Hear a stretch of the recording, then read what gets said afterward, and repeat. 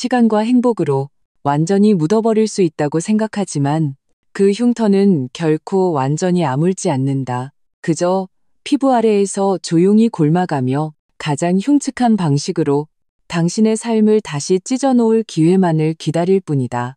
내 남편 박현우에게 그 기회는 바로 오늘이었다. 항공사 앱에서 그 익숙하면서도 눈에 거슬리는 이름을 본 순간 우리 6식구가 오랫동안 꿈꿔왔던 제주도 여행은 순식간에 천국에서 지옥으로 추락했다. 그것은 비행기 표가 아니었다. 과거로부터 날아온 선전포고였다.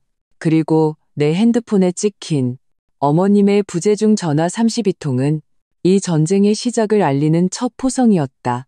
나는 그저 단순한 가족 갈등일 거라고 순진하게 생각했다. 남편이 지금껏 한 번도 보인 적 없는 무너지기 직전의 절망적인 눈빛으로 나를 바라보기 전까지는 그때서야 나는 깨달았다. 우리가 취소한 것은 단순히 여행 하나가 아닐지도 모른다는 것을. 어쩌면 우리 가족 전체를 집어삼킬 수 있는 오래도록 계획된 재앙일지도 모른다는 것을. 랭이, 결제 성공.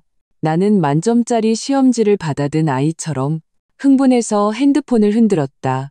화면 위 제주국제공항이라는 글자가 햇살 아래 황금빛으로 반짝였다. 마치 벌써부터 짭조름하고 따뜻한 제주도 바닷바람 냄새가 나는 듯했다. 내 뒤 소파의 풍경은 그야말로 단란한 가족의 표본이었다. 친정 부모님은 돋보기를 쓰시고 내가 미리 출력해둔 제주도 여행정보지를 들여다보며 성산일 출봉에 가서 꼭 사진을 찍어야 한다고 말씀하고 계셨다. 우리의 남매 쌍둥이 6살 유나와 준우는 어린이용 튜브를 껴안고 거실을 탐색하며 곧 다가올 해변에서의 물놀이를 위한 마지막 예행 연습에 한창이었다. 그리고 내 남편 박현우는 베란다에 기댄 채 그런 우리를 보며 미소 짓고 있었다. 그의 눈에 담긴 사랑스러움은 금방이라도 넘쳐흐를 것 같았다. 이번 여행을 위해 우리는 꼬박 반년을 계획했다. 현우의 회사가 작년에 역대급 실적을 달성했고 그는 두둑한 연말 성과급을 받았다. 우리는 그 돈으로 평생 고생하신 부모님과 이제 막 초등학교에 입학한 두 아이를 데리고 제대로 된 첫 가족 여행을 떠나기로 바로 결정했다.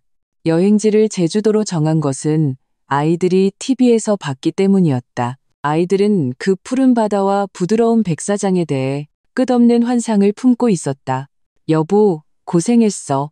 현우가 다가와등 뒤에서 내 허리를 감싸 안았다. 그의 턱이 부드럽게 내 어깨에 내려앉았다. 그는 내 핸드폰의 예약 내역을 들여다보았다. 비행시간 괜찮네. 호텔도 예약했고. 당연하지. 당신 와이프 일 처리하는 거 언제 실망시킨 적 있어? 나는 의기양양하게 턱을 치켜들고 호텔 예약 페이지를 그에게 보여주었다. 오션뷰에 엄청 큰 테라스랑 욕조도 있어. 부모님은 편안하게, 아이들은 신나게 놀 수 있을 거야. 좋다. 정말 좋다. No. 현우의 목소리에는 만족스러운 한숨이 섞여 있었다. 그는 내 뺨에 입을 맞추고는 내 핸드폰을 가져가며 말했다. 탑승객 정보 틀린 거 없나 한번 볼게. 주민등록번호는 틀리면 안 되니까. 나는 웃으며 핸드폰을 그에게 건네고 아이들에게 물을 따라주러 돌아서며 너무 심하게 장난치지 말라고 당부했다. 거실은 웃음소리로 가득했다. 엄마는 심지어 해변에서 사진 찍을 때 쓸 실크 스카프를 몇 개나 가져갈지 고민하기 시작했다. 행복은 마치 가득 부푼 풍선처럼 우리 작은 집안에서 오색찬란한 빛을 뿜어내고 있었다. 하지만 불과 1분 뒤 그 풍선은 보이지 않는 바늘에 사정없이 찔려 터져버렸다. 물컵을 들고 거실로 돌아왔을 때 나는 한눈에 현우의 이상한 낌새를 알아차렸다. 그는 여전히 베란다에 기댄 자세였지만 얼굴의 미소는 온데간데 없이 사라져 있었다. 그 자리에는 내가 지금껏 한 번도 본 적 없는 잿빛에 가까운 창백함이 자리하고 있었다. 그의 몸은 미세하게 굳어 있었고 핸드폰을 쥔 손가락은 너무 힘을 준 나머지 마디마디가 하얗게 질려 있었다. 눈은 화면에 고정되어 있었는데 마치 그 위에 있는 것이 탑승객 명단이 아니라 지옥에서 기어나온 앞귀라도 되는 듯했다. 왜 그래, 현우 씨? 내 심장이 덜컥 내려앉았다. 나는 그에게 다가가 물었다. 주민등록번호 잘못 입력했어? 그는 대답하지 않았다. 나를 쳐다보지도 않았다. 그의 호흡이 조금씩 가빠지며 가슴이 미세하게 오르내렸다. 나는 그의 핸드폰 화면을 들여다보았다. 항공사 앱 화면이었고 우리 일행 6명의 탑승객 정보가 표시되어 있었다. 우리 부모님, 나, 유나와 준우, 그리고 그 자신, 이름과 주민등록번호 모두 정확했다. 문제없는데? 다 맞아? 나는 이해할 수 없었다. 그는 여전히 말이 없었다. 나는 그의 시선을 따라 화면 아래로 내려갔다. 그의 이름 아래 가족 태그가 붙은 동반 탑승객 정보가 하나 더 있었다. 나중에 추가된 것이 분명했다. 그 이름은 박민혁, 그의 친동생, 나의 시동생이었다. 민혁, 도련님도 이 비행기 표를 샀다고? 나는 놀라서 물었다. 우리가 이 비행기 타는 건 어떻게 알고? 우리랑 같이 가려고? 연이은 질문들이 고요한 연못에 던져진 돌멩이처럼 퍼져나갔지만 아무런 파문도 일으키지 못했다. 현우의 침묵에 나는 까닭 모를 불안감에 휩싸였다. 현우 씨, 말 좀 해봐. 내가 그의 팔을 살짝 밀었. 그는 마침내 움직였다. 그는 천천히 고개를 들었다. 한때 다정함과 웃음으로 가득했던 그의 두 눈은 이제 무서울 정도로 텅 비어 있었다. 그는 나를 보며 입술을 몇 번 달싹이다가 마침내 마르고 쉰 목소리로 한마디를 뱉었다. 취소해. 뭐라고? 나는 내 귀를 의심했. 뭘 취소해? 전부, 모든 사람표, 당장, 지금 바로, 전부 취소해. 그의 목소리는 크지 않았지만 거스를 수 없는 차가운 단호함이 서려 있었다. 미쳤어. 현우 씨? 나는 내 귀를 믿을 수가 없었다. 우리가 얼마나 어렵게 예약했는데, 부모님이랑 애들이 얼마나 기다렸는데, 겨우 도련님이 같은 비행기에 탔다는 이유만으로 그게 뭐 어때서? 그러면 각자 놀면 되잖아. 제주도가 얼마나 넓은데 매일 마주치기라도 하겠어? 취소해. 그는 나와 논쟁하지 않고 그저 두 단어를 반복할 뿐이었다. 그는 내 손에서 핸드폰을 빼앗아 길고 가는 손가락으로 화면을 빠르게 움직였다. 나는 그가 긴장 때문에 거칠어진 숨소리까지 들을 수 있었다. 그는 예약 취소 버튼을 찾았고 그의 눈에는 결연한 빛이 스쳤다. 이러면 안 돼. 나는 다급해져 핸드폰을 뺏으려 손을 뻗었다. 이유라도 말해줘야 할 거 아냐, 현우 씨. 내 말이 채 끝나기도 전에 그의 핸드폰이 미친 듯이 진동하기 시작했다. 화면에는 어머님이라는 글자가 떠올랐다. 순식간에 조용해진 거실에서 벨소리는 유난히 날카롭게 울려 퍼졌다. 현우는 화면을 한번 쓱 보더니 그의 눈에 깃든 혐오와 냉기는 거의 실체가 될 지경이었다. 그는 전화를 받지 않고 바로 잠금 버튼을 눌렀다. 그리고는 망설임 없이 예약 취소 확인 버튼을 눌렀다. 일련의 동작은 물 흐르듯 자연스러워서 내가 막을 틈조차 없었다. 고객님의 예약이 취소되었습니다. 항공권 금액은 규정에 따라 7영업일 이내에 환불될 예정입니다. 차가운 안내 음성이 울려 퍼졌다. 나는 멍하니 서 있었다. 거실의 웃음소리는 어느새 멈춰 있었다. 부모님과 아이들은 모두 놀란 눈으로 우리를 쳐다보고 있었다. 현우가 소파에 던져버린 핸드폰은 또다시 그리고 또다시 미친 듯이 진동했다. 화면 위에 어머님이라는 글자는 마치 끝없는 원망과 재촉을 담은 듯 고집스럽게 빛나고 있었다. 하지만 현우는 아무 일 없다는 듯 돌아서서 테이블 위에 차키를 집어들었다. 그의 목소리에서는 어떤 감정도 읽을 수 없었다. 나 잠시 나갔다 올게. 어디 가는데? 내가 다그쳐 물었. 그는 돌아보지 않고 차가운 뒷모습과 한마디 말만 남겼다. 그 사람들 멀리해. 특히 박민혁. 그리고 엄마 전화 받지 마. 문이 쾅 소리를 내며 닫혔다. 나는 멍하니 그 자리에 서서 소파 위에서 끈질기게 진동하는 핸드폰을 바라보았다. 화면에는 부재중 전화 32통이라고 표시되어 있었다. 링얼, 엄마, 우리 제주도 이제 안 가? 딸 유나가 겁먹은 목소리로 내 옷자락을 끌었다. 커다란 눈에는 눈물이 그렁그렁했다. 준우는 그 옆에 서서 입술을 삐죽이며 금방이라도 울음을 터뜨릴 기세였다. 부모님 역시 어쩔 줄 몰라 하며 서로 얼굴만 쳐다보고 계셨다. 조금 전까지만 해도 웃음소리로 가득했던 집안은 이제 억눌린 침묵과 현우의 핸드폰이 내는 집요한 진동소리만 남았다. 나는 심호흡을 하고 우는 것보다 더 보기 흉한 미소를 억지로 쥐어짰다. 나는 몸을 숙여 두 아이를 안아주었다. 아니야, 갈 거야. 당연히 가지. 아빠가 회사에 급한 일이 생겼나 봐. 우리 아빠 돌아오면 다시 표 예약하자.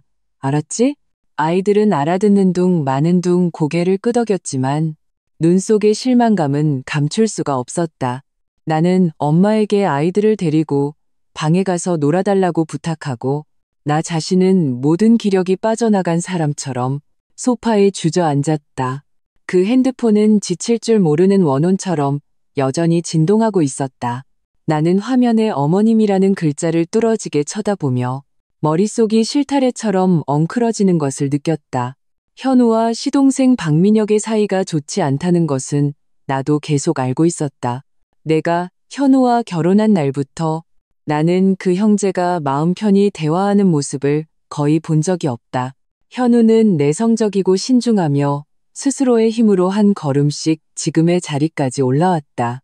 반면 민혁은 그의 정반대인 것 같았다. 어릴 때부터 어머님에게 우냐우냐 자라서 눈은 높고 손은 게을렀다. 허황된 꿈만 좇았다. 직업은 셀 수 없이 바꿨고 30이 넘은 나이에도 여전히 집안의 경제적 도움을 필요로 했다. 어머님의 편에는 노골적이었다.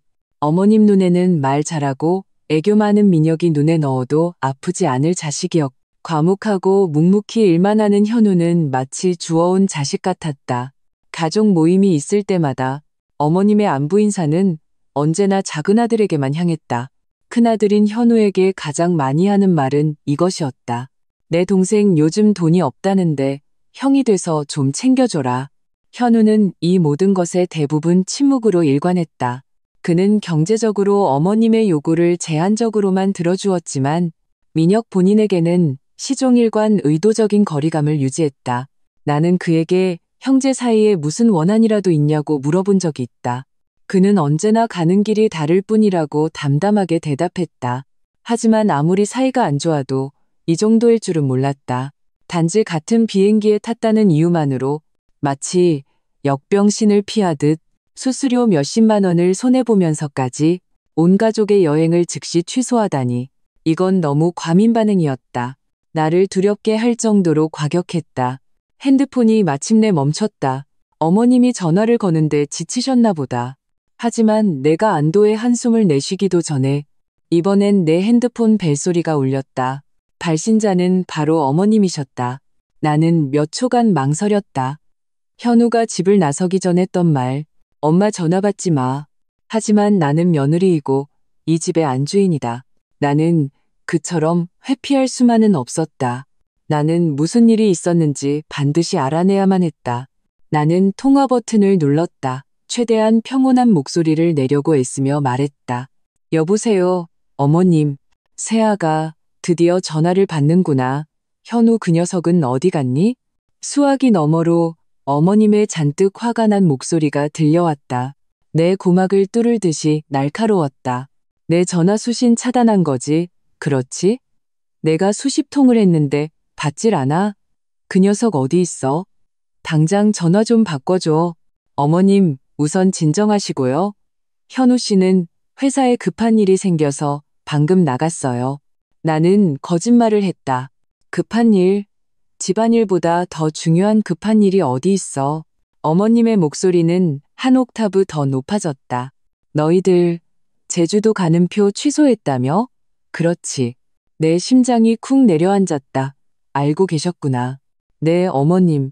현우 씨가 회사 일정이 갑자기 바뀌어서 여행이랑 겹친다고 해서요. 귀신 씨나라 까먹는 소리 하고 있네. 어머님은 수화기 너머로 대놓고 욕을 하셨다. 그런 말로 나 속이려 들지 마. 민혁이 때문이지? 민혁이도 그 비행기에 있어서 그런 거지. 나는 침묵했다. 나의 침묵은 명백히 그녀의 추측을 증명해 주었다. 수화기 너머의 어머님은 갑자기 태도를 180도 바꾸셨다. 방금 전의 분노는 온데간데 없고 울먹이는 목소리로 변했다. 세아가, 어미가 부탁 좀 할게. 현우한테 말 좀 잘해줘. 그렇게까지 매정하게 굴지 말라고. 어떻게 친동생한테 그럴 수가 있어? 민혁이가 뭘 잘못했는데? 그냥 너희들이랑 같이 놀러가서 북적북적하게 지내면서 너희한테 서프라이즈 해주려고 했던 것뿐이야. 형이랑 형수, 조카들이랑 같이 바다에 가고 싶다고, 온 가족이 다 함께 오순도순 지내고 싶다고 나한테 일부러 전화까지 했단 말이야. 이게 뭐가 잘못된 거니? 서프라이즈요? 나는 옌부주 비웃음이 나왔다. 어머님, 그렇게 상의도 없이 남의 가족여행에 멋대로 끼어드는 건 서프라이즈가 아니라 민폐라고 하는 거예요. 너까지 어떻게 그런 말을 하니? 어머님의 울음소리가 뚝 그치더니 목소리에 비난조가 섞였다. 너희는 한 가족이잖아. 터놓고 말 못할 일이 뭐가 있어?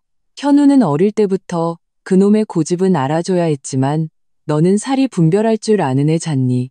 너는 그 형제가 원수처럼 지내는 걸 그냥 보고만 있을 거니? 민혁이 걔 속으로 얼마나 힘들어하는데 형이 왜 자기를 그렇게 미워하는지 자기가 도대체 뭘 잘못했는지 모르겠다더라. 그냥 이번 기회에 형이랑 관계 좀 회복하고 싶었을 뿐이라고. 어머님의 흑백을 전도하는 울음 섞인 하소연을 듣고 있자니 내 속에서 불길이 확 하고 치밀어 올랐다. 어머님, 그런 말씀하시면 양심에 찔리지도 않으세요? 민혁 도련님이 지난 몇 년간 무슨 짓을 하고 다녔는지 어머님이 저보다 더 잘 아시잖아요. 현우 씨가 이 가정을 위해 얼마나 헌신했는지도 눈으로 보셨고요. 그런데 이제 와서 현우 씨 잘못이라고요? 민혁 도련님이 정말 관계를 회복하고 싶었다면 왜 미리 전화 한 통해서 제대로 상의하지 않은 거죠? 왜 꼭 이렇게 선조치 후 보고 방식으로 우리를 이런 상황까지 몰아붙이는 건데요? 그건 너희가 반대할까봐 그랬겠지? 어머님의 목소리가 약해졌다. 하지만 곧 새로운 이유를 찾아냈다. 그리고 이왕표도 다 샀는데 취소하면 돈 아깝잖아. 너희가 돈이 많아도 그렇게 쓰는 건 아니지. 세아가, 어미 말 한 번만 들어줘. 어서 표 다시 사. 아무 일 없었던 것처럼 내가 민혁이 단단히 타이를게.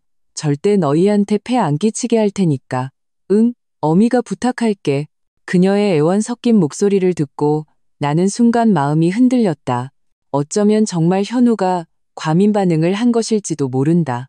하지만 현우의 잿빛 얼굴과 그의 눈에 서렸던 공포가 다시금 내 눈앞에 떠올랐다. 아니야, 분명 내가 모르는 무언가가 있어. 나는 마음을 다잡고 또박또박 말했다. 어머님, 이 일은 제가 결정할 수 없어요. 표는 현우 씨가 취소했고 돈도 그 사람이 냈어요. 돌아오면 이야기해보겠지만 그 사람이 끝까지 고집 부리면 저도 어쩔 수 없어요. 이만 끊을게요. 저도 지금 일이 있어서요. 나는 어머님이 더 울부짖을 틈도 주지 않고 바로 전화를 끊었다. 온 세상이 마침내 고요해졌다. 나는 소파에 기댄 채 지금껏 느껴보지 못한 극심한 피로감에 휩싸였다. 이소동의 배후에는 분명 거대한 비밀이 숨겨져 있다. 현우와 민혁, 심지어 어머님에 관한 비밀. 그리고 오늘 현우의 비정상적인 반응이 바로 그 비밀을 푸는 열쇠였다. 나는 반드시 알아내야만 한다. 그렇지 않으면 이 집은 머지않아 그 비밀에 의해 산산조각 나고 말 것이다. 링산, 현우는 밤새 돌아오지 않았다. 나는 그에게 수많은 카톡 메시지를 보내고 수십 통의 전화를 걸었지만 모두 감감무소식이었다. 나의 초조함과 불안은 기나긴 밤 동안 무한히 증폭되어 공포라는 이름의 감정으로 발효되었다. 다음날 아침 나는 퀭한 눈으로 부모님과 아이들을 친정집에 데려다 주었다.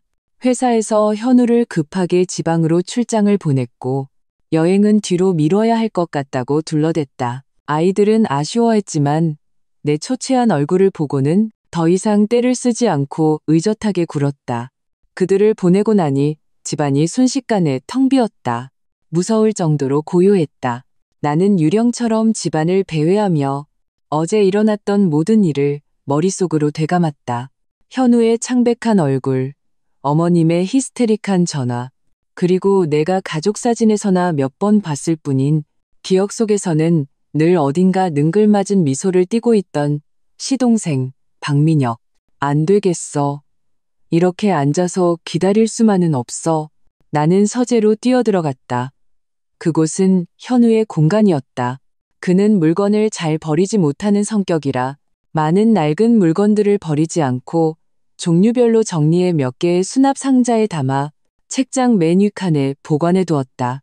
나는 만약 그들 형제 사이에 정말 되돌릴 수 없는 과거사가 있다면 여기서 그 실마리를 찾을 수 있을지도 모른다고 생각했다. 나는 의자를 밟고 올라가 힘겹게 맨 위에 있던 대학교 시절이라고 적힌 상자를 내려왔다. 상자는 꽤 무거웠고 얇은 먼지층이 쌓여 있었다. 상자 뚜껑을 열자 낡은 종이와 나프탈렌이 섞인 냄새가 코를 찔렀다. 안에는 현우의 대학교 전공서적, 노트, 수상증명서, 그리고 몇몇 동아리 활동 사진들이 들어있었다. 사진 속 현우는 지금보다 야윈 모습으로 그 나이 때 특유의 풋풋함과 활기가 얼굴에 가득했다. 그는 친구들과 어깨동무를 하고 근심 없이 활짝 웃고 있었다. 나는 한 장 한 장 넘겨보며 이 청춘의 단편들 속에서 민혁의 그림자를 찾으려 애썼다. 마침내 한 농구장 단체 사진 속에서 나는 그를 발견했다. 그때의 민혁은 현우보다 머리 하나는 작았고 마르고 왜소한 체격에 몸에 맞지 않는 농구 유니폼을 입고 팀의 가장자리에 서 있었다. 그는 카메라를 보지 않고 고개를 살짝 돌려 시선은 마치 팀원들에게 둘러싸여 우승 트로피를 높이 든 현우에게 꽂혀 있는 듯했다. 그 눈빛은 매우 복잡했다. 나는 이해할 수 없었다. 하지만 그것은 결코 동생이 형에게 보내는 존경과 흠모의 눈빛이 아니었다. 오히려 어딘가 음울하고 질투심이 섞여 있었다. 나는 그 사진을 꺼내고 계속해서 아래를 뒤졌다. 상자 바닥에는 자물쇠로 잠긴 낡은 양철 상자가 하나 있었다. 그것은 매우 오래된 과자 상자로 위에는 이미 색이 바랜 만화 캐릭터가 그려져 있었다. 내 심장이 뛰었다. 현우는 비밀번호 설정하는 것을 좋아하지 않는 사람이었다. 그의 모든 비밀번호, 은행카드와 핸드폰을 포함해서 모두 내 생일과 관련이 있었다. 나는 조심스럽게 내 생일을 입력해 보았다. 철컥 소리와 함께 상자가 열렸다. 내 심장 박동이 순간 멎었다. 상자 안에는 일기장도 편지도 없었다. 오직 두툼한 서류 뭉치와 빛바랜 옛날 신문 한 부가 들어있을 뿐이었다. 나는 맨 위에 있는 서류 한 장을 집어들었다.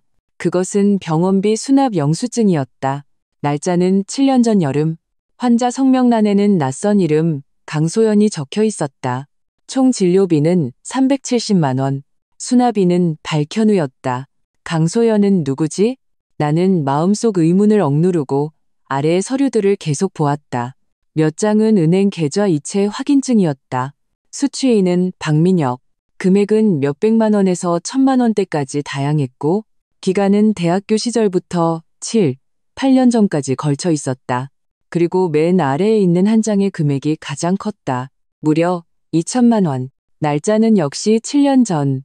바로 그 병원비 영수증이 발급되기 며칠 전이었다. 메모란에는 마지막이라고 적혀 있었다. 내 심장이 점점 가라앉았다. 2,000만 원. 7년 전에 2,000만 원은 당시 갓 사회생활을 시작한 지 몇 년 안 된 현우에게는 분명 거금이었을 것이다. 그는 민혁에게 그렇게 큰 돈을 주면서 마지막이라고 명시했다. 분명 관계를 끊기로 결심한 것이었다. 그리고 바로 뒤이어 강소연이라는 여자의 고액 의료비가 등장한다. 이 두 사건 사이에 무슨 연관이 있는 걸까? 나는 맨 밑에 깔려있던 신문을 집어들었다. 그것은 지역 석간신문이었고 마찬가지로 7년 전 여름의 것이었다. 신문 한쪽 구석에 아주 작은 사회면 기사가 실려 있었다. 제목은 젊은 연인 제주도 휴가 중 사고, 여성 안타깝게 익사. 내 호흡이 순간 멎었다. 나는 떨리는 손으로 그 기사를 자세히 읽었다. 기사에 따르면 우리 시에서 온 젊은 연인이 제주도의 한 해변에서 밤 수영을 하던 중 여성이 파도에 휩쓸려갔고 남성이 구조에 실패하여 결국 비극으로 끝났다는 내용이었다. 기사에는 남성의 성씨, 박 씨가 언급되어 있었다. 박 씨, 제주도, 익사. 내 머릿속에서 쾅 하는 소리가 울리며 마치 무언가 폭발하는 것 같았다. 박현우, 박민혁, 강소연, 2천만 원, 제주도 익사.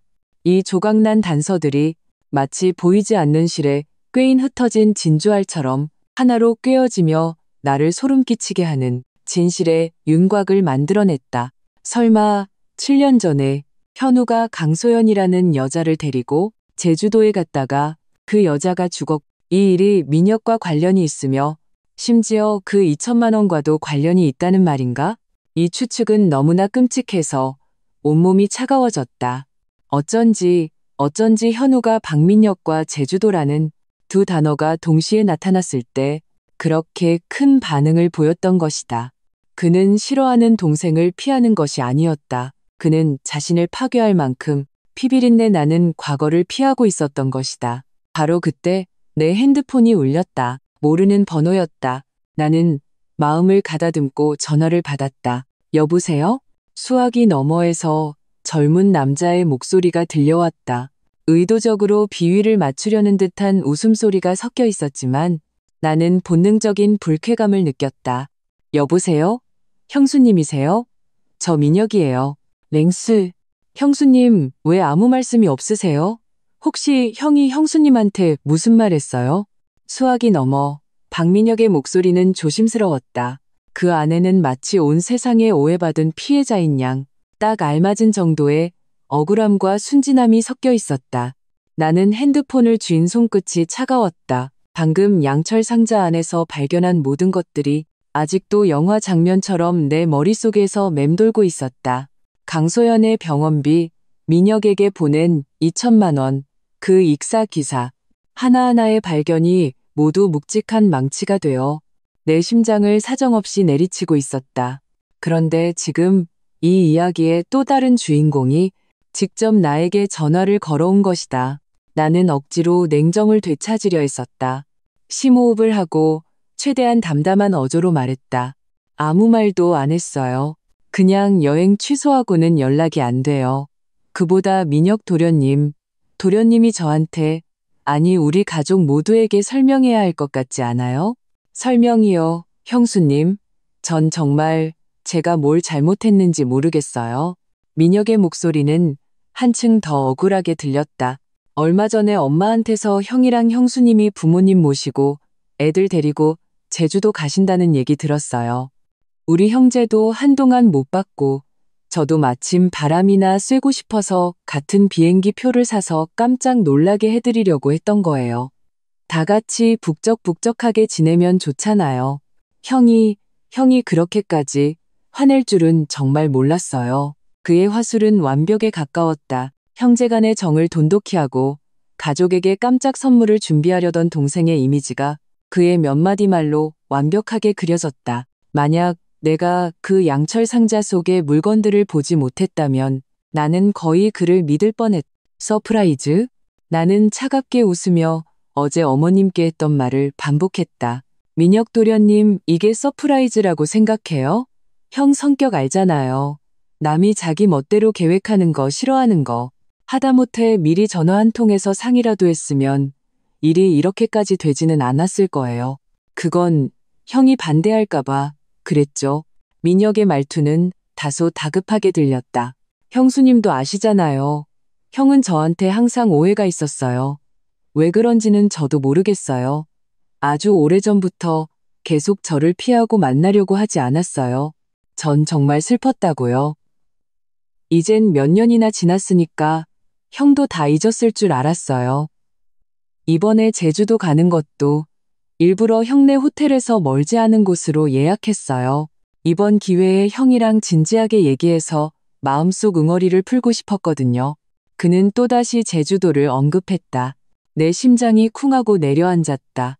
나는 거의 확신할 수 있었다.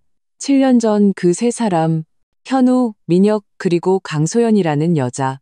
분명 제주도에서 무슨 일이 있었던 것이다. 나는 그를 떠보기로 결심했다. 아주 오래전의 오해요? 무슨 오해인데요? 나는 아무렇지 않은 척 물었다. 혹시 대학교 때 형한테 돈 빌렸던 거랑 관련 있어요? 수학이 넘어가 침묵에 잠겼다. 10여 초가 흐른 뒤에야 민혁이 다시 입을 열었다. 그의 목소리에는 알아채기 힘든 당혹감이 섞여 있었다. 형수님, 어떻게 아셨어요? 형이 말했어요? 말 안 했어요? 그냥 짐작해 본 거예요. 나는 평온하게 대답했다. 친형제 사이에 돈 문제 말고는 그렇게까지 사이가 틀어질 일이 없을 것 같아서요. 민혁이 길게 한숨을 쉬었다. 마치 큰 짐을 내려놓은 듯했다. 형수님이 이미 알고 계시니 저도 더는 숨기지 않을게요. 맞아요. 돈 때문이었어요. 그때는 제가 점고철이 없어서 밖에서 친구랑 동업하다가 사기를 당했어요. 큰 빚을 졌는데 집에다가는 차마 말을 못하고 형한테 도와달라고 빌었죠. 형이 입으로는 저를 욕했지만 결국엔 그 빚을 갚아줬어요. 아마 그때부터였을 거예요. 형이 저를 철없고 한심한 놈이라고 생각해서 점점 저를 멀리하기 시작한 게요. 그는 2천만 원이라는 거금과 마지막이라는 결연한 말을 젊고 철없던 시절의 빚과 형이 동생을 한심하게 여기는 마음으로 가볍게 치부했다. 이 설명은 그럴듯하게 들렸지만 모든 핵심적인 질문을 완벽하게 비껴갔다. 강소연은 누구인가? 제주도에서 무슨 일이 있었는가? 그게 다예요? 내가 다그쳐 물었다. 네, 그게 다예요. 민혁의 말투는 더없이 솔직하게 들렸다. 형수님, 형이 저한테 화난 거 알아요. 저도 인정해요. 하지만 이번에는 정말 진심이었어요. 형수님이 형 좀 설득해 주시면 안 될까요? 비행기 표야 취소했으면 다시 사면 되지만 가족 간의 정을 이렇게 끊어버릴 수는 없잖아요. 그리고 제주도라는 곳, 형한테는 의미가 남다른 곳이잖아요. 제가 형을 그곳에 다시 데려가면 형이 좀 털어낼 수 있을 거라고 생각했어요. 옛 장소를 다시 찾는다, 털어낸다. 그의 말은 마치 열쇠처럼 순간 내 마음속 모든 의문의 문을 열어젖혔다. 그는 역시 알고 있었다. 그는 제주도가 현우에게 어떤 의미인지 알았을 뿐만 아니라 심지어 현우를 직접 옛 장소로 데려가려 했다. 이건 관계 회복이 아니었다. 이건 도발이었다. 적나라하고 사람을 잔인하게 죽이는 것과 같은 도발이었다. 한기가 내 척추를 타고 정수리까지 치솟았다. 내 눈앞의 민혁은 더 이상 능글맞고 무능한 시동생이 아니었다. 순진무구한 탈을 쓴 악마였다. 그는 지금 가장 부드러운 말투로 현우를 다시 7년 전의 그 악몽 속으로 끌어들이려 하고 있었다. 뭘 털어내요? 내 목소리는 분노로 미세하게 떨렸다. 과거의 그림자요. 민혁은 목소리를 낮췄다. 그 안에는 딱 알맞은 정도의 슬픔이 묻어 있었다. 형수님은 아마 모르실 거예요. 7년 전에 형이 제주도에서 아주 소중한 사람을 잃었어요. 형은 아직도 그 일에서 벗어나지 못했어요. 제가 이번에 형 옆에서 위로도 해주고 마음 좀 풀어주려고 했던 건데 제가 일을 망쳐버렸네요. 그는 심지어 직접 그 소중한 사람을 언급했다. 나는 그의 위선과 후안무치함에 거의 웃음이 터질 뻔했다. 그는 마치 방화범이 화재 폐허 앞에 서서 불의 무정함을 애통해하며 심지어 피해자의 재건을 돕겠다고 나서는 것과 같았다. 박민혁 씨, 나는 또박또박 얼음처럼 차가운 목소리로 말했다. 더 이상 연기할 필요 없어요. 정말로 형이 과거에서 벗어나길 바란다면 당신이 해야 할 가장 최선의 일은 형이 세상에서 완전히 깨끗하게 사라지는 거예요. 나는 말을 마치자마자 전화를 끊어버렸다. 그리고 그의 번호를 차단 목록에 추가했다. 나는 바닥에 주저앉았다. 온몸에 힘이 빠졌다. 이제 상황은 명확해졌다.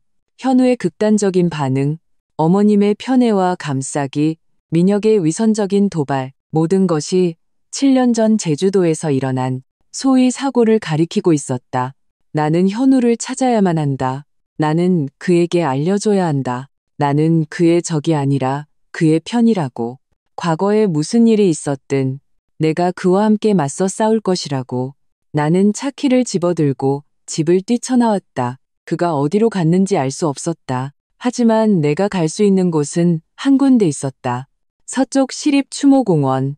내가 현우와 결혼한 몇 년 동안 매년 추석과 설명절이면 그는 아버님 산소에 다녀온 뒤 언제나 혼자 다른 묘역에 가서 한참을 머물렀다.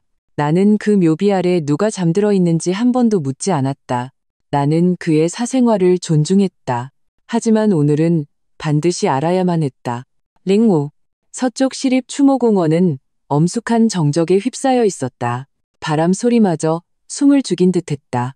나는 기억 속의 방향을 더듬어 회색 묘비들 사이를 지나 현우가 매년 혼자 찾던 그 구석으로 향했다. 역시나 커다란 소나무 아래에서 나는 그의 익숙한 뒷모습을 발견했다. 그는 어제 집을 나설 때 입었던 검은색 트렌치 코트를 입고 나를 등진 채 한 묘비 앞에 조용히 서 있었다. 그의 뒷모습은 너무나 외로워 보여서 마치 온 세상과 단절된 것 같았다. 바닥에는 빈 소주병 몇 개와 수많은 담배꽁초가 흩어져 있었다. 그는 여기서 꼬박 하룻밤을 보낸 것이다. 내 심장은 보이지 않는 손에 꽉 쥐어진 듯 숨쉬기조차 힘들 정도로 아팠다. 나는 발소리를 죽이고 천천히 다가가 그의 곁에 섰다. 그는 내가 온 것을 눈치채지 못한 듯 여전히 미동도 없이 눈앞의 묘비를 응시하고 있었다. 나는 그의 시선을 따라갔다. 그곳에는 깨끗한 하얀 석비가 있었다. 별다른 장식 없이 젊은 여자의 사진 한 장만이 박혀 있었다. 사진 속 여자는 꽃처럼 환하게 웃고 있었다. 초승달처럼 휜 눈매는 미래에 대한 희망과 기대로 가득했다. 그녀의 미소는 이 음울한 묘지를 환하게 밝힐 만큼 눈부셨다. 사진 아래에는 그녀의 이름 강소연이 새겨져 있었다. 생물 연월일은 그녀의 인생이 영원히 7년 전 그 여름에 멈춰버렸음을 분명히 보여주고 있었다. 이 사람이 강소연이었구나. 양철 상자 속 병원비 영수증의 이름. 신문 기사 속 제주도에서 안타깝게 익사한 여자. 현우가 7년간 마음속 깊이 숨겨온 비밀. 나의 모든 추측은 이 순간 모두 사실로 확인되었다.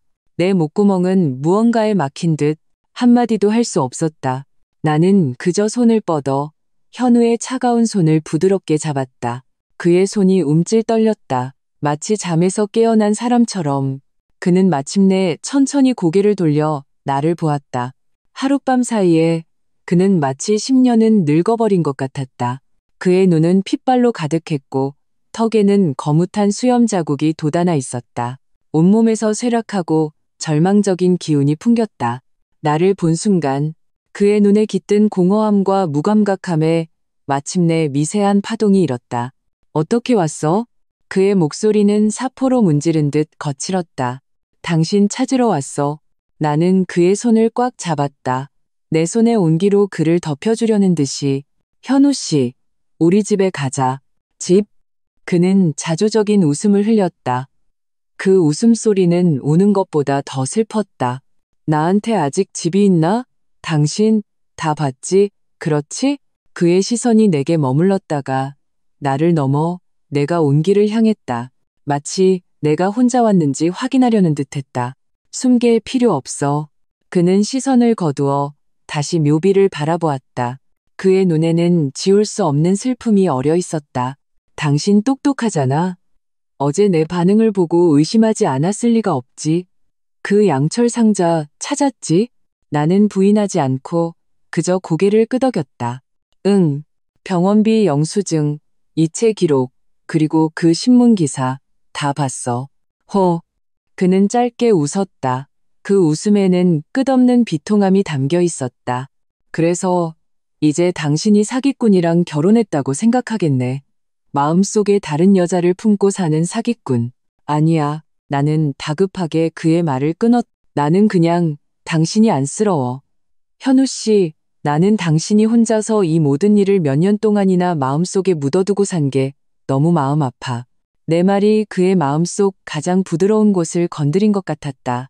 그의 굳어있던 몸이 조금 풀렸고 눈가가 순식간에 붉어졌다. 내 앞에서는 언제나 강하고 산처럼 든든하게 나를 위해 비바람을 막아주던 이 남자가 지금은 마치 기댈 곳 없는 아이 같았다. 왜 나한테 말 안 했어? 나는 목이 메어 물었. 현우 씨, 나는 당신 아내잖아. 무슨 일이 있었든 내가 함께 맞서 싸워줄 텐데. 당신한테 말하라고? 그는 천천히 고개를 저었 눈물이 그의 초췌한 뺨을 타고 흘러내렸다. 내가 어떻게 말해? 내가 예전에 다른 여자를 얼마나 사랑했었는지 말하라고? 내 눈앞에서 그녀가 죽어가는 걸 보면서도 아무것도 할 수 없었다고 말하라고? 그녀를 죽인 흉수가 내 친동생이고 내 친어머니가 그 흉수를 보호하기 위해 나한테 입을 다물라고 강요했다고 말하라고? 그의 한마디 한마디가 칼날이 되어 내 심장을 사정없이 찔렀다. 대강 짐작은 했지만 직접 그의 입을 통해 이 잔인한 진실을 듣게 되자 나는 숨이 막히는 듯한 고통을 느꼈다. 그럼 정말 박민혁이 그래, 그놈이야. 현우의 목소리에는 증오가 가득했다. 그놈이 소연이를 죽게 만들었어. 그놈이. 그럼 어제 그 비행기 표는 일부러 그런 거였구나.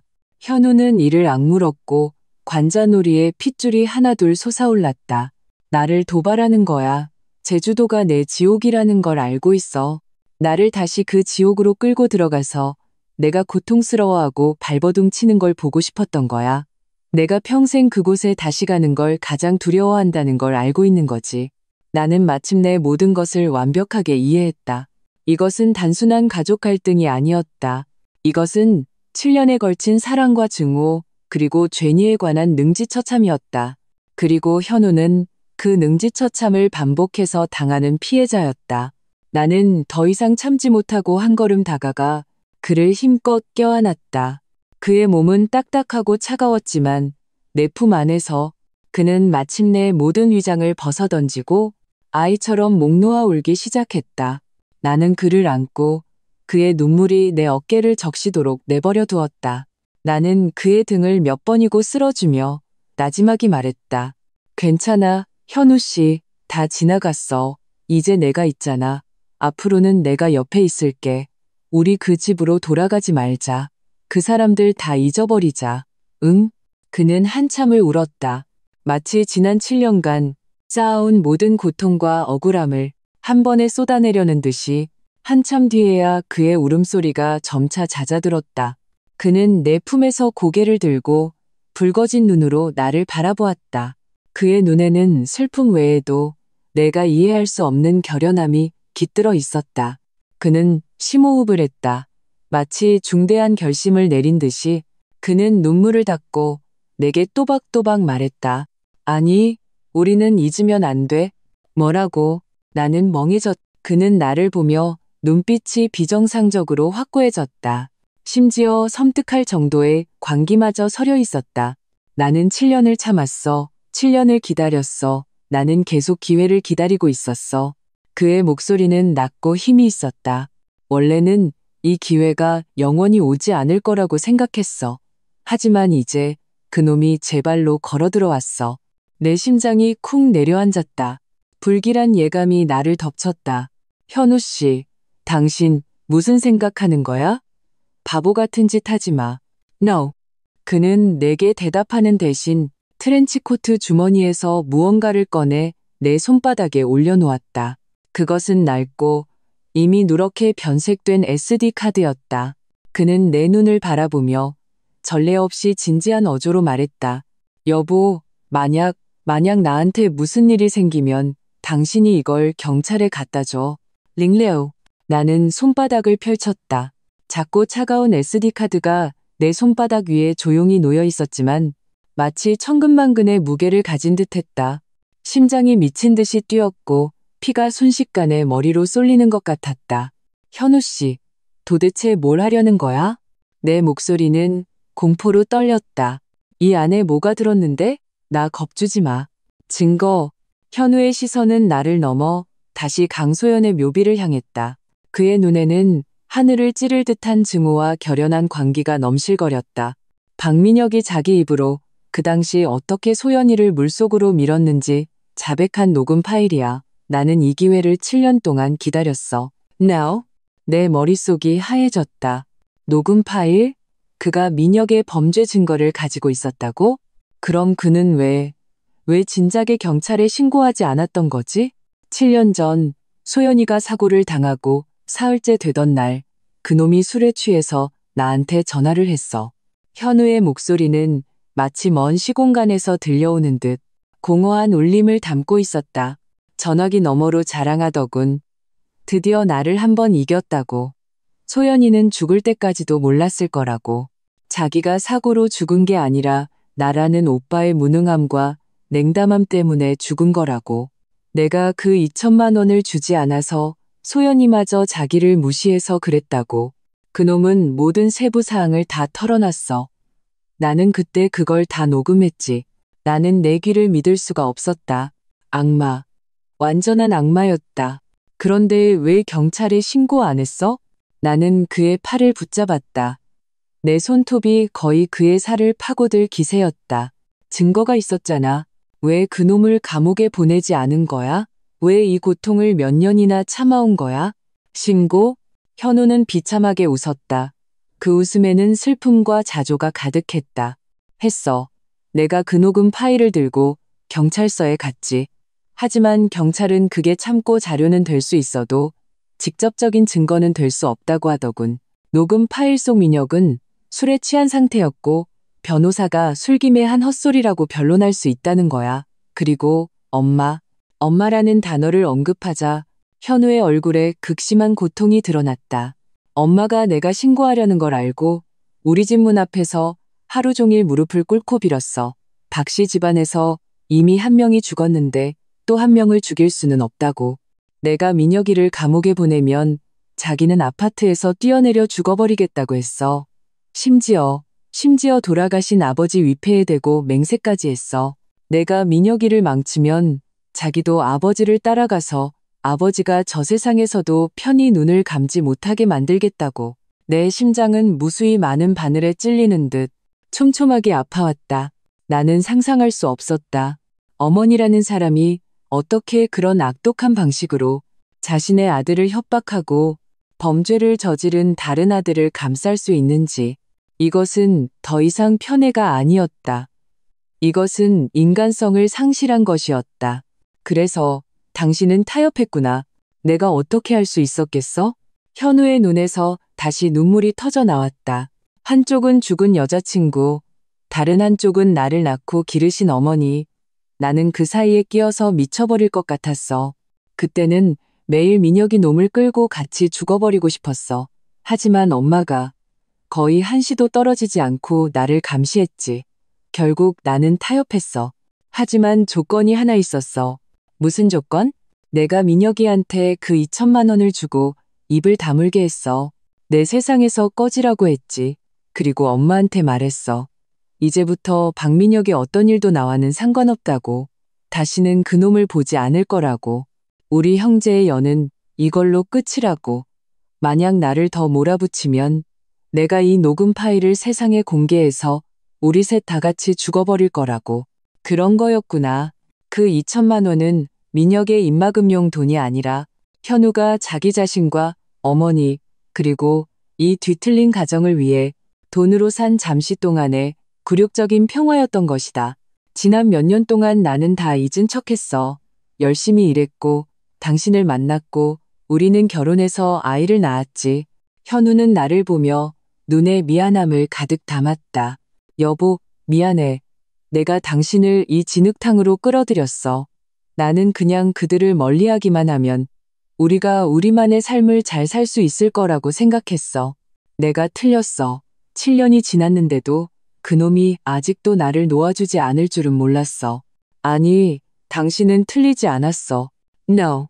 나는 그의 손을 힘껏 마주잡고 확고한 눈빛으로 그를 바라보았다. 틀린 건 그 사람들이야. 현우 씨, 이제 당신 곁에는 내가 있고 아이들이 있고 우리 가정이 있어. 우리 이 SD카드 경찰에 제출하고 여기를 떠나자. 새로운 도시에 가서 다시 시작하는 거야.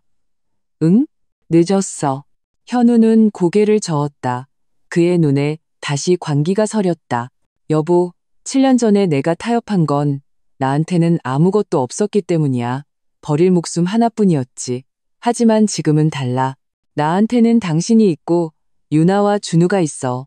나는 박민혁이라는 미친놈이 시한폭탄처럼 우리 삶에 영원히 묻혀있도록 내버려 둘 수 없어.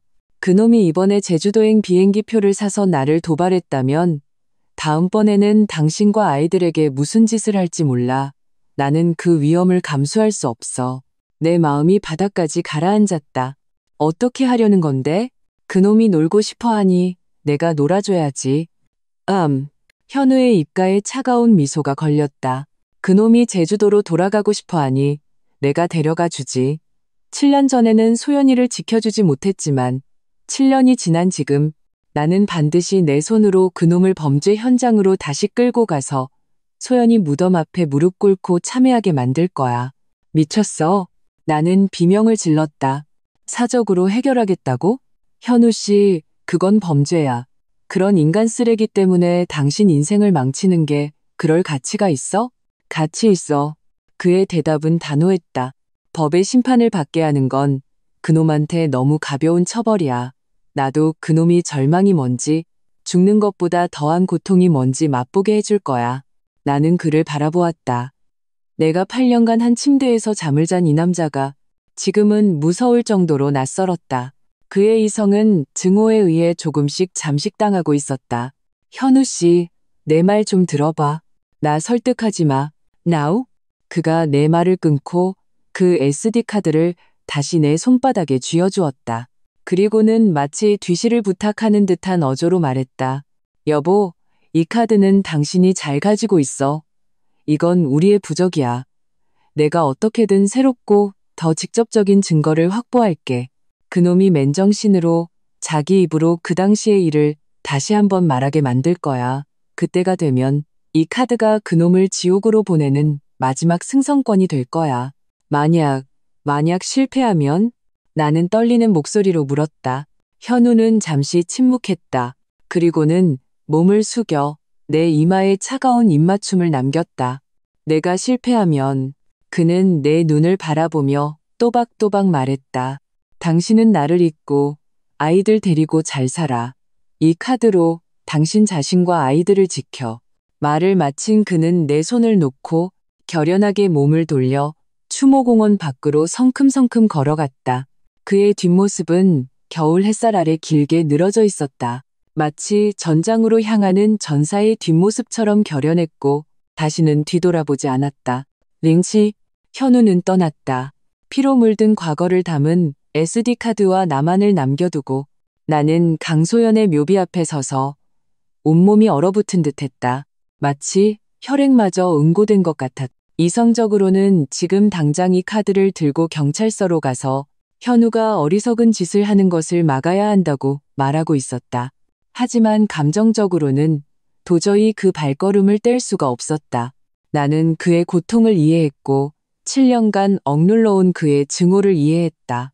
경찰에 신고해봐야 민혁은 기껏해야 몇 년 징역을 살 것이다. 어머님 성격이라면 어떻게든 방법을 써서 그의 형량을 줄이려 할지도 모른다. 그런 결과는 현우에게는 턱없이 부족했다. 그가 원하는 것은 완전한 단절이었고 자신의 손으로 내리는 징벌이었다. 추모공원에서 얼마나 오래 서 있었는지 모르겠다. 두 다리가 저리고 찬바람에 몸이 덜덜 떨릴 때쯤 나는 마침내 약간의 이성을 되찾았다.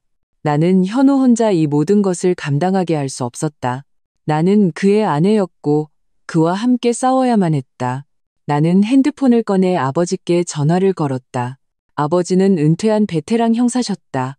비록 높은 직급에 오르지는 못하셨지만 평생의 형사 경험과 침착한 성품은 지금 내가 유일하게 의지할 수 있는 힘이었다. 전화는 금방 연결되었다. 아버지의 차분한 목소리가 들려왔다. 여보세요, 딸. 무슨 일이니? 내 엄마한테 듣자니 현우가 출장 갔다고 하던데. 아빠? 내가 입을 열자마자 목이 메었다. 현우 씨한테 일이 생겼어요. 나는 최대한 빠른 속도로 사건의 전말을 양철 상자 속의 발견물, 현우의 고백, SD카드의 존재, 그리고 그의 마지막 결심까지 모두 아버지께 말씀드렸다. 수학이 넘어 아버지는 내 말을 끊지 않고 조용히 듣고만 계셨다. 내 말이 끝나자 아버지는 한참 동안 침묵하셨다. 거의 30초가 흐른 뒤에야 천천히 입을 여셨다. 이런 바보 같은 것. 그렇게 큰일이 있었는데 왜 진작 말하지 않았어? 그의 목소리에는 책망이 아닌 안타까움만이 담겨 있었다. 아빠, 저 이제 어떻게 해야 해요? 현우 씨가 바보 같은 짓을 하려고 해요. 제가 막을 수가 없어요. 나는 다급하게 물었다. 우선 당황하지 말고 침착해라. 아버지의 목소리는 마치 안정제처럼 순간 나의 혼란스러운 마음을 진정시켜 주었다. 박서방 성격은 내가 잘 알지. 정이 많지만 고집도 7년을 참았으니 그 울분을 직접 풀지 않으면 평생 그 상처를 안고 살아가야 할 거다. 네가 지금 그를 막으려 하면 오히려 그를 더 궁지로 몰아넣을 뿐이야. 그럼 그냥 가게 내버려둬요? 만약에 아닐 거다. 아버지가 내 말을 끊었. 현우는 똑똑한 아이야. 아무 준비도 없이 어리석은 짓을 할 녀석이 아니지. 새로운 증거를 확보하겠다고 했다면 그 나름의 계획이 있다는 뜻이다. 우리가 지금 해야 할 일은 그를 막는 것이 아니라 그의 뒤에서 만반의 준비를 갖춘 퇴로를 마련해 주는 것이다. 퇴로요? 그 SD카드가 가장 중요한 퇴로다. 아버지의 어조가 엄숙해졌. 너는 지금 당장 집으로 돌아가서 가장 안전한 곳에 그 카드를 숨겨둬라. 그리고 파일을 하나 복사해서 내 개인 클라우드에 저장해. 최고 등급 비밀번호를 설정하고 이것이 현우를 보호하고 너와 아이들을 보호할 마지막 방어선이다. 네, 바로 돌아갈게요. 둘째, 아버지는 계속 말씀하셨다. 지금부터 너는 아무것도 모르는 척해야 한다. 시어머니가 다시 전화하면 계속 울면서 하소연해. 현우가 집에 안 들어오고 연락도 안 된다고. 그쪽도 같이 애가 타게 만들어야 해. 그리고 박민혁. 그 녀석이 다시 연락하면 그의 말에 동조해줘. 그의 설득에 넘어간 척 그의 편에 서서 현우를 설득하겠다고 해. 우리는 그들을 안정시켜서 현우에게 시간을 벌어줘야 한다. 제가 그들을 속이라고요? 나는 조금 망설였다. 딸, 이건 평범한 가족 갈등이 아니야. 이건 전쟁이다. 악마를 상대할 때는 때로는 악마의 방법을 써야 하는 법이야. 아버지의 어조는 단호했다. 기억해라. 너는 이제 혼자가 아니야. 네 뒤에는 내가 있고 네 엄마가 있고 우리 가족이 있다. 너는 너 자신과 아이들만 잘 보호하면 돼. 나머지는 현우에게 그리고 나에게 맡겨라. 전화를 끊고 나는 마치 새로운 힘을 얻은 것 같았다. 아버지의 말씀이 내게 방향을 제시해 주었다. 맞아. 나는 더 이상 갈팡질팡하며 불안해할 수 없었다. 나는 현우의 가장 든든한 버팀목이 되어야 한다. 집에 돌아오자마자 나는 즉시 아버지의 지시대로 SD카드 안에 녹음 파일을 복사해서 암호화된 클라우드에 업로드했다. 그리고 그 작은 카드를 방수팩에 넣어 딸 유나의 낡은 곰 인형 몸속에 숨겼다. 그것은 유나가 어릴 때 가장 좋아했던 인형으로 지금은 창고 구석에 놓여 있어 가장 눈에 띄지 않고 가장 안전한 곳이었다. 이 모든 것을 마치고 나는 소파에 앉아 조용히 기다렸다. 역시나 얼마 지나지 않아 어머님께 전화가 다시 왔다. 이번에는 짜증내지 않고 아버지께서 가르쳐 주신 대로 전화를 받자마자 먼저 울기 시작했다. 어머님, 현우 씨가 밤새 집에 안 들어왔어요. 전화도 안 받고요. 너무 무서워요. 혹시 무슨 일 생긴 거 아닐까요? 수화기 너머의 어머님은 내가 이런 반응을 보일 줄은 전혀 예상하지 못했는지 잠시 멈칫하더니 말투도 부드러워졌다. 아가, 너무 걱정 마라. 다 큰 사내놈이 무슨 일이 있겠니? 저도 연락이 안 돼요. 어머님, 다 제 탓이에요. 나는 계속 연기했다.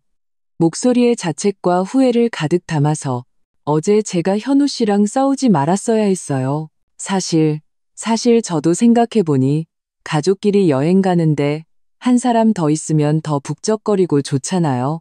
민혁 도련님도 좋은 뜻으로 그런 거였을 텐데 다 제가 그때 생각이 짧았어요. 이제 현우 씨가 저한테도 화나고 어머님이랑 도련님한테도 화가 났는데 저 어떡하면 좋아요? 너 정말 그렇게 생각하는 거니? 어머님의 목소리에는 놀라움이 섞여 있었다. 네, 어머님, 밤새 생각해봤어요. 가족끼리 무슨 하룻밤 묵은 원수가 있겠어요. 어머님이 민혁 도련님한테 전해주세요. 너무 신경 쓰지 말라고요. 현우 씨 돌아오면 제가 꼭 잘 설득해서 우리 비행기표 다시 사서 다 같이 제주도 가자고 할게요. 네?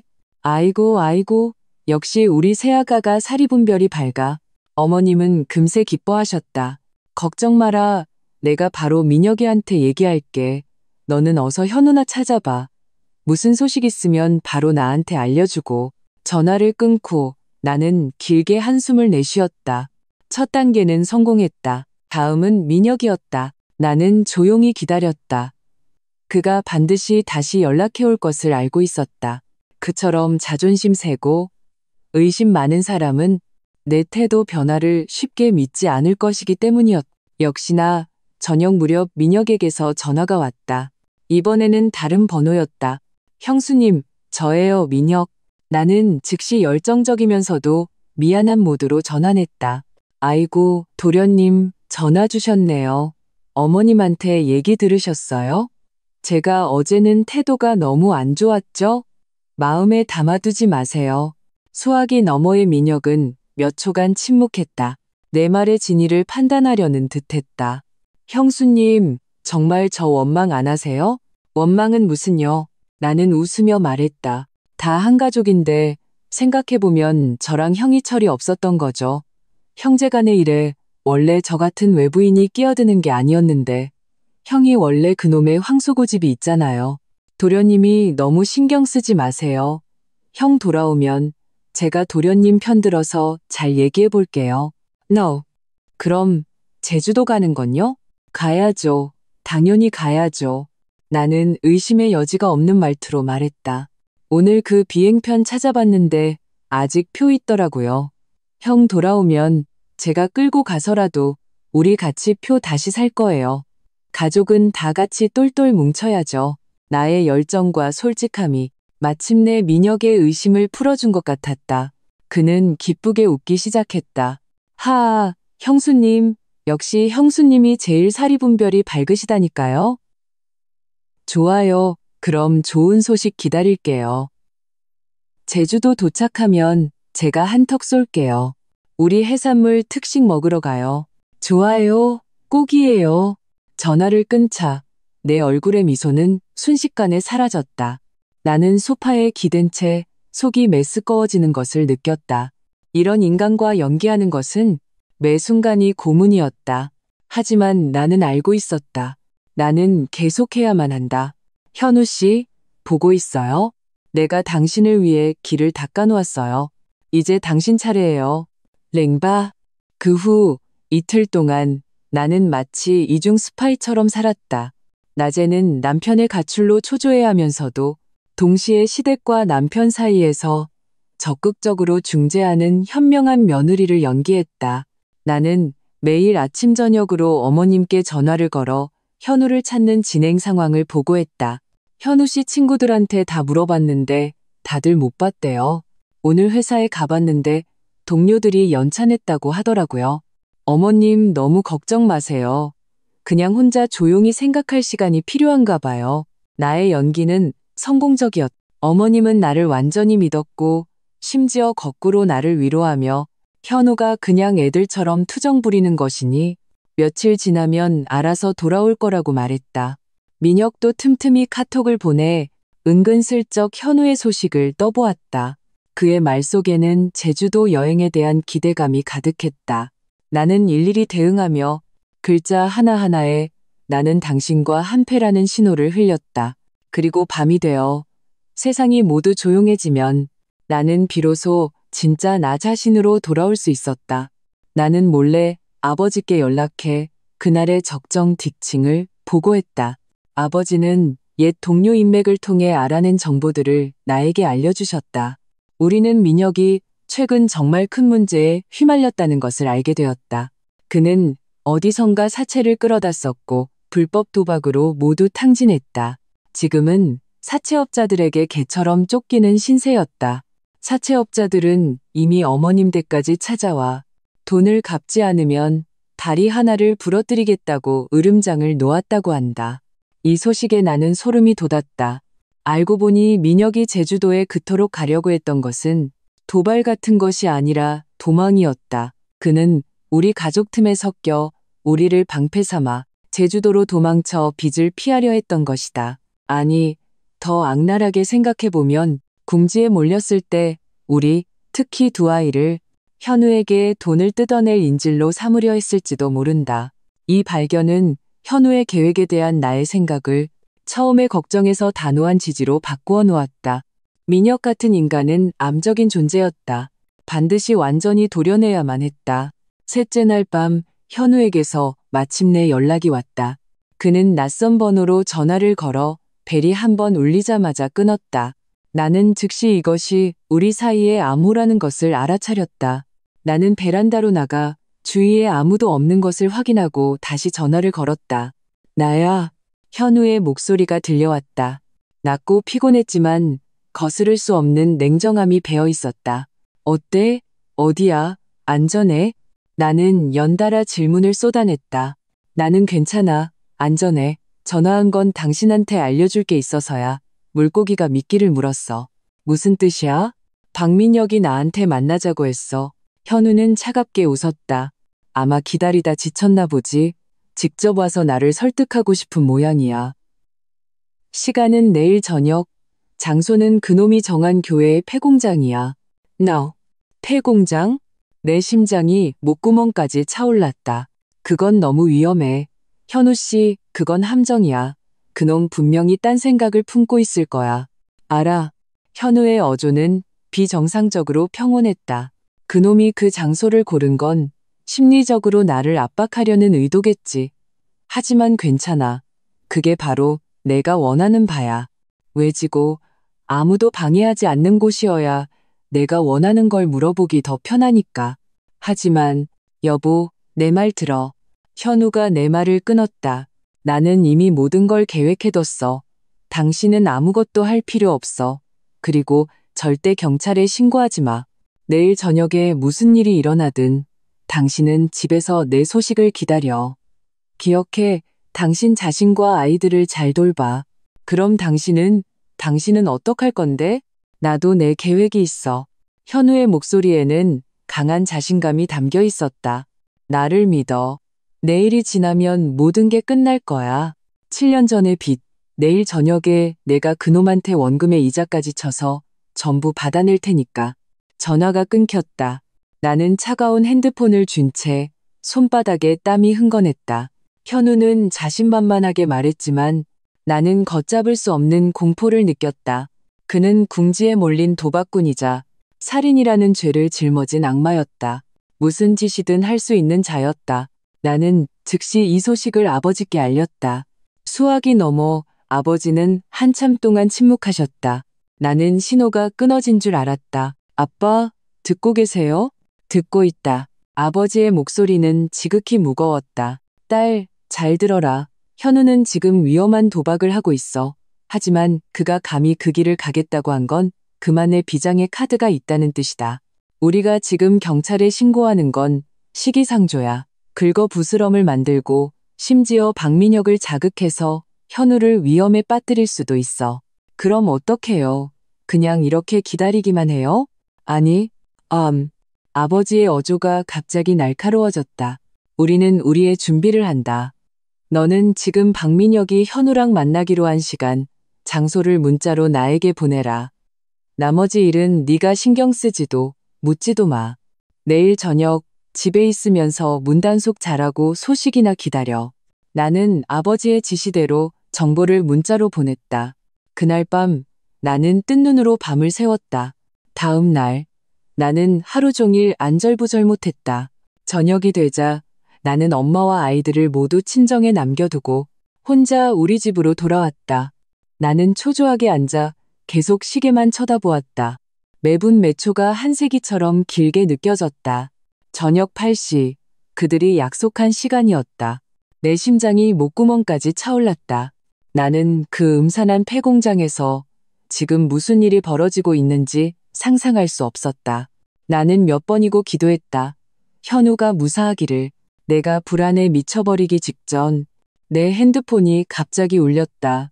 모르는 번호였다. 나는 떨리는 손으로 전화를 받았다. 수화기 너머에서는 뜻밖의 목소리가 들려왔다. 어머님이셨다.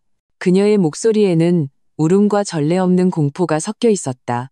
세아가 큰일 났어. 큰일 났다고.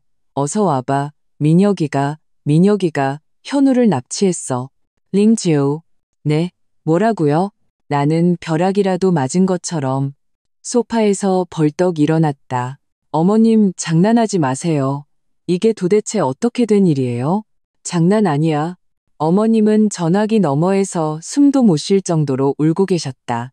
내가 방금 문자 한 통을 받았는데 민혁이가 보낸 거야. 사진에 현우가 의자에 묶여 있고 입도 막혀 있었어. 그놈이 위치도 보냈어. 저기 교회에 있는 패시멘트 공장이라고. 그놈이 1시간 안에 자기 계좌로 5억을 보내지 않으면 현우랑 같이 죽어버리겠다고 했어. 내 머릿속이 윙하고 울리며 하얘졌다. 납치, 협박, 동기어진. 이것은 내가 예상했던 시나리오와 전혀 달랐다. 현우는 계획이 있다고 하지 않았나? 물고기가 미끼를 물었다고 하지 않았나? 그런데 어째서 지금 그가 오히려 납치된 사람이 된 거지? 세아가, 어떻게 좀 해봐. 그게 5억이야. 내가 어디서 그런 큰 돈을 구해. 어머님의 울부짖음이 나를 충격에서 끌어냈다. 나는 억지로 냉정을 되찾으려 했으며 머리를 빠르게 굴렸다. 아니야, 이건 뭔가 이상해. 민혁의 목표는 돈이다. 그건 이제 명확해졌다. 하지만 그는 왜 돈이 거의 없는 어머님께 사진을 보냈을까? 왜 직접 나에게 보내지 않았을까? 그리고 현우가 납치되었다니. 현우의 싸움 실력과 치밀한 성격을 생각하면 어떻게 그렇게 쉽게 민혁에게 제압당할 수 있었을까? 분명히 문제가 있다. 어머님, 우선 당황하지 마세요. 나는 전화기에 대고 소리쳤다. 지금 바로 그 사진이랑 위치 저한테 전달해 주세요. 제가 지금 바로 그리로 갈게요. 돈 문제는 제가 어떻게든 해볼게요. 그래, 바로 보내마. Now. 전화를 끊자마자 나는 어머님이 전달한 문자를 받았다. 사진을 열어보자 내 심장이 순식간에 쪼그라들었다. 사진의 배경은 확실히 폐허가 된 공장이었고 빛은 어두웠다. 현우는 낡은 철제 의자의 뒤로 묶여 있었고 검은색 테이프가 그의 입을 막고 있었다.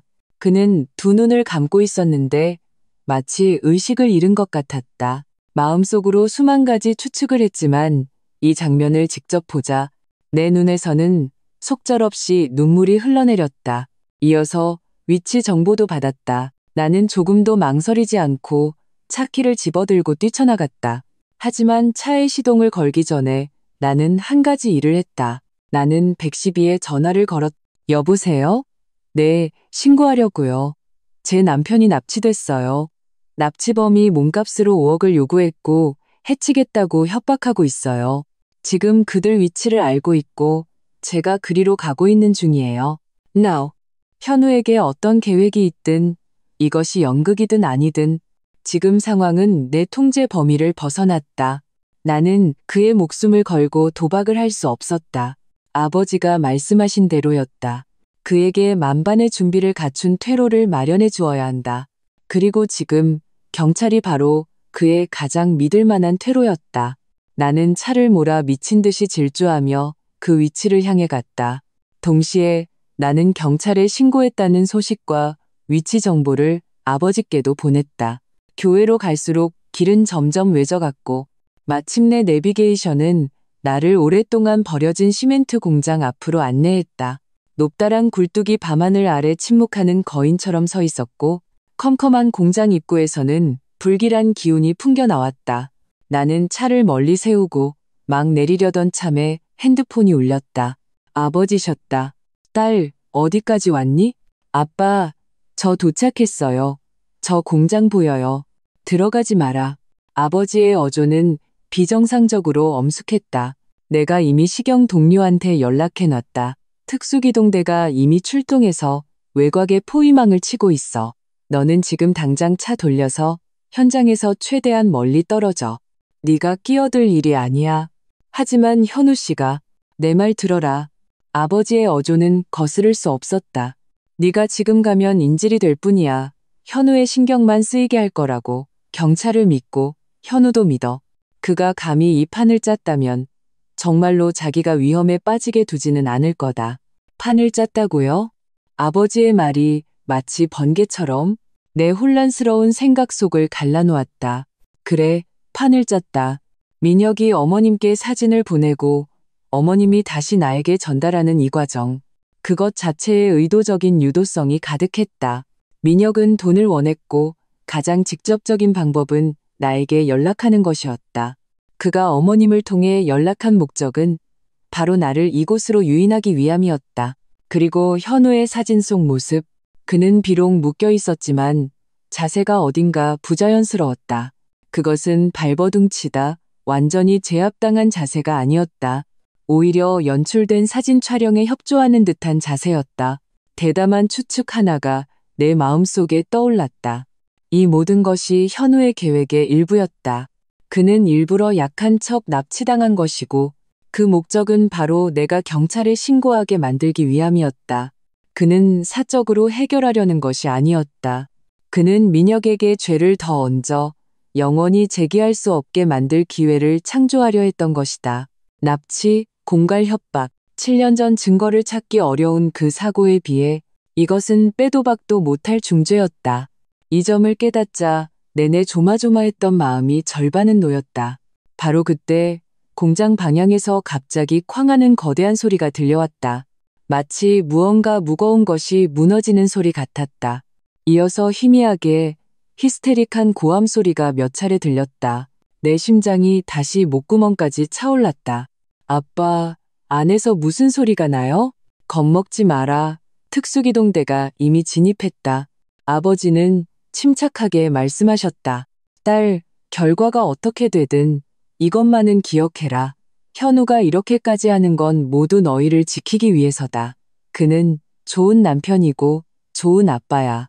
나는 전화를 쥔 채 눈물이 시야를 흐렸다. 얼마나 지났을까? 경광등을 번쩍이는 경찰차 몇 대가 굉음을 내며 공장에서 빠져나와 시내 방향으로 질주해갔다. 또 몇 분이 지났을까? 내 핸드폰이 울렸다. 낯선 지역 번호였다. 나는 떨리는 손으로 전화를 받았. 수화기 너머에서 차분한 남성의 목소리가 들려왔다. 여보세요? 이씨 되십니까? 여기는 시경찰청입니다. 남편분 박현우 씨는 무사히 구조되었습니다. 납치 사건 용의자 박민혁도 저희가 검거했습니다. 경찰청으로 오셔서 참고인 조사에 협조해 주시기 바랍니다. 안전하다. 모든 것이 끝났다. 내가 시경찰청에 도착했을 때는 이미 깊은 밤이었다. 복도는 환하게 불이 켜져 있었고 제복을 입은 경찰들이 분주하게 오가며 엄숙하고 긴장된 분위기를 자아냈다.